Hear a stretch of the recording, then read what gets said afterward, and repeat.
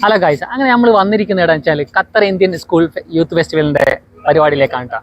അടിപൊളി ഡെക്കറേഷൻ ഒക്കെ ചെയ്തിട്ടുണ്ട്, ലൈറ്റ് കൊണ്ടൊക്കെ അടിപൊളി ഡെക്കറേഷൻ ചെയ്തിട്ടുണ്ട്. അപ്പോൾ ജസ്റ്റ് പരിപാടിയിലേക്ക് എല്ലാവരെയും സ്വാഗതം ചെയ്യാണ്.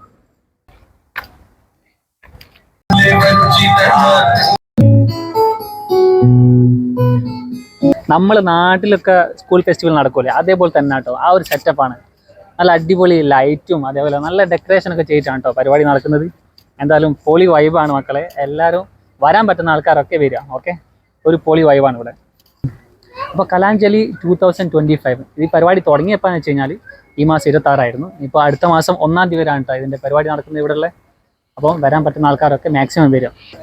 പിന്നെ ഇവിടെ പരിപാടി നടക്കുന്ന ആൾക്കാർക്ക് ഭക്ഷണം കഴിക്കാൻ വേണ്ടിയിട്ട് ഒരുപാട് ഫുഡ് സ്റ്റാളുകളുണ്ട് കേട്ടോ. പല വെറൈറ്റി സ്റ്റാൾ.